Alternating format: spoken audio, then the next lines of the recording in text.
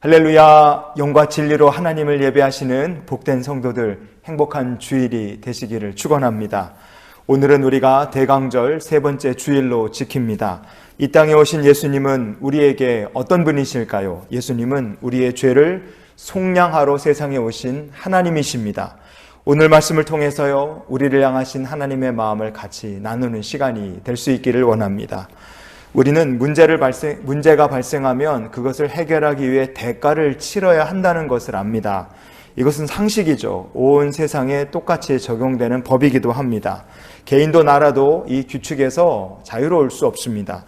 우리나라 국민은 이 문제를 해결하는 데는 대가를 톡톡히 치러야 한다는 것을 몸으로 깨달은 바가 있습니다. 바로 IMF 경제 위기였죠. 1997년도 12월 3일, 지금부터 약 25년 전에 대한민국 정부는 IMF에다가 구제금융을 신청합니다. 왜 97년도에 구제금융을 신청하게 된 것인가? 그것은 그때 당시 우리나라가 갚아야 될 빚이 미국 돈으로 달러로 1,500억 달러였습니다. 그러면 갖고 있었던 자산은 얼마였는가? 그때 대한민국이 보유하고 있던 자산은 외환은 39억 달러 정도밖에 없었습니다. 그러니까 가지고 있던 것보다 빚이 38배 정도 많았던 겁니다. 망할 수밖에 없는 상태였다. 그렇게 말할 수 있습니다. 그 결과 망하기 직전이라 IMF에다가 손을 벌렸고 구제금융 195억 달러를 받아왔습니다. 이 돈을 빌려오면서 대한민국은 엄청난 대가를 치르게 됩니다. IMF 이후에 30대 기업 중에서 지금까지 살아남은 기업이 11개밖에 없습니다. 아마 대우그룹 아니면 동아, 진로, 동양, 해태 이런 그룹들 이름을 들어보신 분들이 계실 겁니다. 이런 큰 회사들이 IMF 직후로 해서 시간이 지나면서 다 무너져서 지금은 파산하고 없어졌습니다. IMF의 구제금융을 신청한 이후로 매일 우리나라에서 128개나 되는 회사가 매일 파산했습니다. 그로 인해서 1년 만에 실업자가 178만 명이 생겼어요. 세 집 건너 한 집씩 실업자가 되는 상태였습니다. IMF 기간에 자살하는 사람도 급증했습니다. 97년도에 자살한 분이 6,125명, 98년도에 8,699명으로 자살자가 급증했습니다. IMF 기간 전 1996년도에 비교해서 이 기간 동안에 자살하신 분의 숫자가 45.9%나 급증한 것입니다. 돌아가신 분들도 66.2%가 당시 35에서 59살, 즉 각 가정의 가장들이 너무 힘든 상황을 견디지 못하고 돌아가신 분들이 많았습니다. 그래서 IMF가 우리에게는 정말로 기억하기 싫은 끔찍한 기억이었던 것입니다. 대한민국이 그 힘들고 어려웠던 IMF 시기를 그냥 거저 공짜로 지나온 것이 아닙니다. 그냥 극복한 것이 아니라 엄청난 대가를 치렀고 아주 어렵게 IMF 위기를 극복하고 넘어온 것입니다. 그런데 우리는 지금 IMF에 버금가는 어려움이 찾아온다. 경고의 시대를 살고 있습니다. 위기가 다가온다. 경고의 목소리가 온 세상에 가득합니다. 그렇기 때문에 지금 우리가 하나님의 백성으로서 해야 될 것이 무엇이냐? 지금 우리가 나라를 위해서 기도해야 할 줄 믿습니다. 하나님, 이 나라를 지켜주시옵소서. 우리가 위기를 잘 극복해 나갈 수 있도록 하나님께 나라와 민족을 위해서도 기도하는 주의 백성들이 되기를 원합니다. 왜 이렇게 오늘 말씀을 나누며 IMF 이야기를 길게 한 것일까요? 그것은 우리가 이 IMF 문제를 해결하기 위해서 혹독한 대가를 치렀기 때문에 그렇습니다. 혹독한 대가를 치른다. 문제를 해결하려면 대가를 치러야 한다. 이것은 세상의 지극히 상식적인 진리입니다. 그런데 죄의 문제를 해결하기 위해서 우리가 치른 것이 무엇이냐? 그럼 세상의 상식대로 우리가 엄청난 대가를 치르고 혹독한 대가를 치렀느냐? 아닙니다. 죄의 문제를 해결함에 있어서는 성경이 우리에게 이렇게 말씀해 줍니다. 로마서 3장 24절을 보시겠습니다. 그리스도 예수 안에 있는 속량으로 말미암아 하나님의 은혜로 값없이 의롭다 하심을 얻은 자 되었느니라. 아멘. 왜 우리가 예수님께 늘 감사하며 살아야 되겠습니까? 왜 우리가 예수님께 늘 고마워하며 살아야 되겠어요? 여기 그 답이 있습니다. 죄 문제를 해결하기 위해서 우리가 치른 대가가 하나도 없습니다. 가장 무서운 이 짐이 죄의 짐인데 이 죄짐을 우리가 해결한 것이 아니라 이 죄짐의 대가를 예수님께서 자기 생명으로 대신 치르고 우리의 죄를 속량해 주셨습니다. 예수님께서 십자가에서 우리의 죄를 대신해 돌아가셨어요. 그래서 이제는 누구든지 예수 그리스도를 믿는 이들마다 그 예수님의 이 십자가 공로로 값없이 의롭다 하심을 받게 된 줄 믿습니다. 근데 속량이라는 말을 우리가 좀 살펴봤으면 좋겠어요. 속량이다 이렇게 번역된 헬라어 본문이 아플루트로세우스라는 말입니다. 이 헬라어로 아플루트로세우스라는 말에는 두 가지 의미가 있습니다. 하나는 뭐냐면 노예나 포로를 돈을 주고 자유케 한다, 풀어준다 이런 의미가 있습니다. 그리고 또 하나는 죄로부터 구원을 한다 이런 의미가 속량의 의미입니다. 여러분 이 속량의 의미를 한번 잘 생각해 보십시오. 우리가 속량을 받았다는 게 얼마나 큰 복입니까? 제가 초등학교 때 학교 갔다 오면은 가방 집어던지고 하루 종일 나가서 놀았습니다. 어떤 때는 학교 끝나면 집에 안 가고 하루 종일 바깥에서 놀다가 깜깜해져야 집에 갔어요. 매일 그렇게 바깥에서 놀다가 집에 오면 거의 거짓골입니다.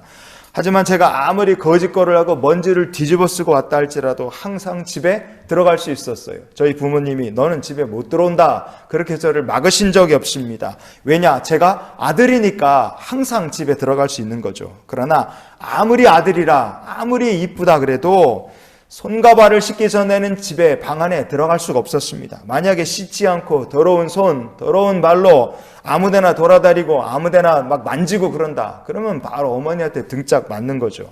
죄를 속량받았다 하는 것이 무슨 뜻이겠습니까? 그게 구원을 받았다는 것과 의미가 거의 비슷하지만 죄를 속량받은 것이 구원을 받은 것은 아닙니다.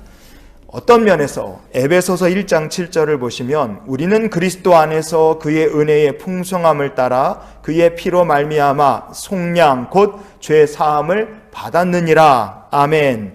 죄를 속량받았다는 것은 지옥의 심판을 간신히 면했다는 뜻입니다. 예수님의 풍성한 은혜로 우리가 죄사함을 받았어요. 그러나 죄를 속량받았다는 것은 그 사람이 지옥에 심판받을 사람이 임시로 지옥 심판을 면하게 되었다는 뜻입니다. 왜 임시이냐? 우리가 어떻게 사느냐에 따라 앞으로 우리가 만나게 될 미래는 결과가 완전히 달라지기 때문에 그렇습니다. 히브리서 6장 5절과 6절을 보시면 하나님의 선한 말씀과 내세의 능력을 맛보고도 타락한 자들은 다시 새롭게 하여 회개할 수 없나니 이는 그들이 하나님의 아들을 다시 십자가에 못 박아 드러내놓고 욕되게 함이라. 아멘. 세상에는 하나님의 말씀을 맛보고도 다시 타락한 사람들이 있습니다. 세상에는 구원의 확신과 천국의 소망을 잠시 가지고 살다가 결국에 다시 타락하는 사람도 있습니다. 세상에는 다시 예수 그리스도를 십자가에 못 박는 것처럼 주님의 이름을 욕되게 하며 사는 성도도 있습니다. 성도 여러분, 우리가 받은 속량은 임시적인 것입니다. 예수를 믿음으로 죄는 우리가 완벽히 사함을 받았어요. 그런데 우리가 앞으로 어떻게 사느냐, 믿음으로 사느냐, 믿음으로 살지 못하느냐에 따라 결과는 달라지는 겁니다. 우리가 믿음으로 다시 계속 살지 못하면 결국에 가서는 다시 타락할 수밖에 없습니다. 그러면 하나님 이루신 완벽한 죄사함을 우리가 다 망치고 결국에 지옥으로 다시 떨어질 수밖에 없는 것입니다. 그렇기 때문에 죄를 속량받은 성도로서 우리가 기억해야 될 것이 무엇이겠습니까? 첫 번째, 죄를 속량받았기 때문에 우리는 다시는 죄에게 삶으로 돌아가지 말아야 합니다. 이사야서 27장 9절을 보시면 야곱의 불의가 속함을 얻으며 그의 죄 없이함을 받을 결과는 이로 말미암나니 곧 그가 제단의 모든 돌을 부서진 횃돌 같게 하며 아세라와 태양상이 다시 서지 못하게 함에 있는 것이라. 아멘. 야곱의 불의라 그랬죠. 하나님께서 이스라엘 백성의 죄악 때문에 그들을 바벨론의 포로로 끌려가게 하셨습니다. 죄악 때문에 바벨론의 포로가 되어 끌려간 거예요. 죄악 때문에. 그러니 바벨론에서 돌아오려면 무슨 문제를 해결해야 되겠습니까? 죄악 때문에 끌려갔으니 죄 문제를 해결해야 되겠죠. 특히 어떤 문제겠습니까? 우상 숭배의 죄, 이 문제를 해결해야 했습니다. 그래서 하나님께서 이스라엘 백성들에게 무엇을 말씀하셨습니까? 죄 없이 함을 받을 결과는 이로 말미암을 것이다. 즉 너희들이 이런 일을 하면 죄의 문제를 해결받게 될 것이다. 하나님 그렇게 말씀하신 것입니다. 무엇을 하라고 하나님께서 부탁하셨습니까? 하나, 우상의 제단을 부수라. 그렇게 말씀하셨어요. 또 하나, 아세라와 태양상 숭배, 즉 우상 숭배가 다시는 이스라엘 땅에 되풀이되지 않게 하라. 이 두 가지가 하나님께서 이스라엘 백성들에게 말씀하신 두 가지 부탁이었습니다. 다시는 죄악된 삶으로 돌아가지 않는 것이죠. 여러분, 이것이 바로 하나님께서 주의 백성들인 우리들에게 원하시는 것인 줄 믿습니다. 다시는 죄악된 삶으로 돌아가지 말아라. 골로새서 3장 9절에 보시면 너희가 서로 거짓말을 하지 말라. 옛사람과 그 행위를 벗어 버리고. 아멘. 예수 그리스도를 믿은 사람은 죄를 속량받은 사람입니다.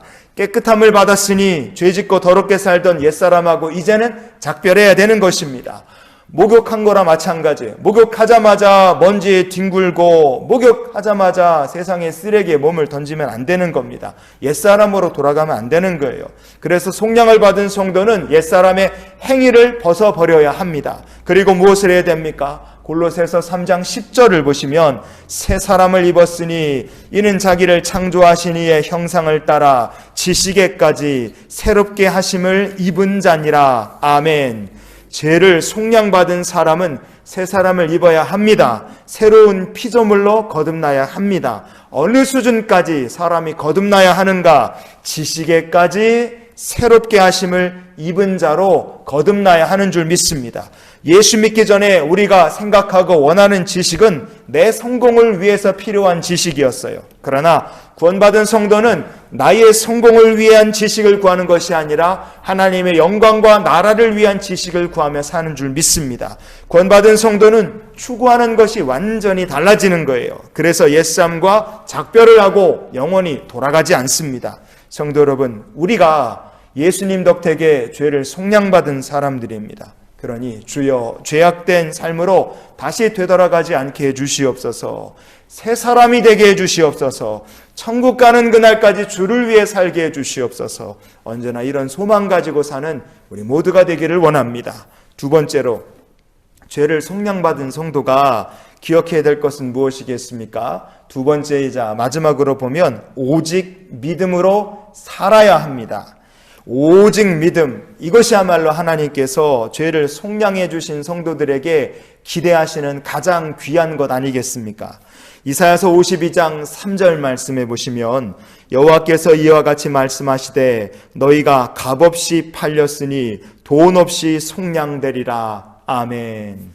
여기 말씀에 값없이 팔렸다 그랬어요. 이것은 이스라엘 백성들이 공짜로 팔렸다 아니면 헐값에 팔렸다 그런 뜻이 아닙니다.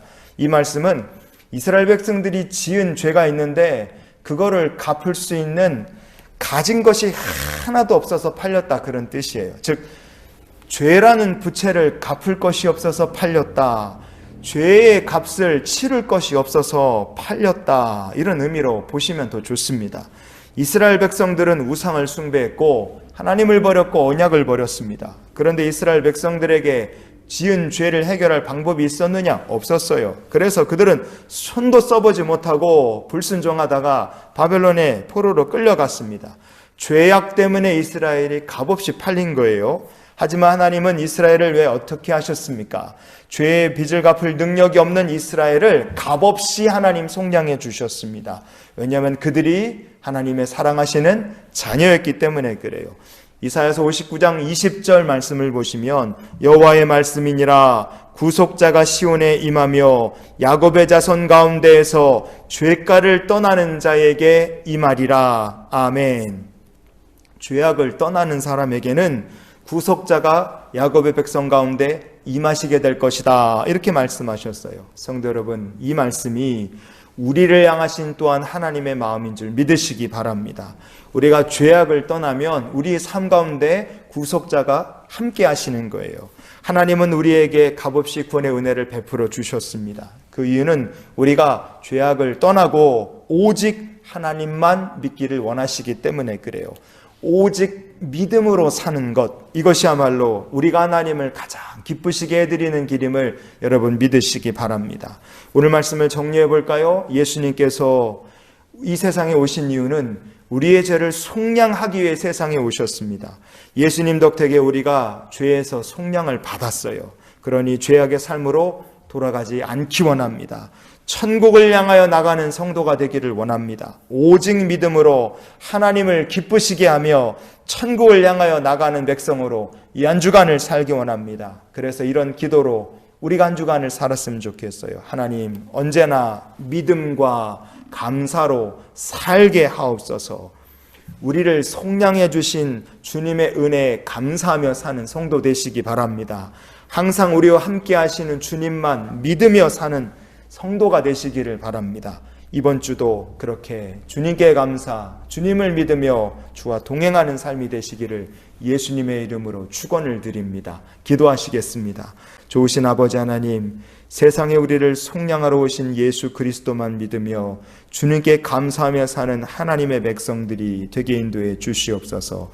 주님께 감사하고 주님을 믿는 성도들의 삶에 넘치는 축복을 주님 더하여 주시옵소서. 오늘 예물 드리고 주님 앞에 예배 드리오니 우리의 예물과 예배를 주여 받으시며 하나님 주님이 사랑하시는 성도들을 위해 쌓아두신 축복을 마음껏 주의 백성들에게 부어 주셔서 하나님을 자랑하는 성도들이 되게 하여 주시옵소서. 이제는 우리를 사랑하신 우리 구주 예수 그리스도의 크신 은혜와 하나님 아버지의 크고 놀라우신 사랑과 성령님과 함께 동행하시며 내주 교통 역사 충만케 하시는 은혜가 우리 하나님께 감사하고 우리 하나님만 섬기기를 소망하며 나가는 이 귀한 성도들의 앞날 위에 성부 성자 성령의 은혜가 지금부터 영원히 함께 하시기를 축원하옵나이다. 아멘.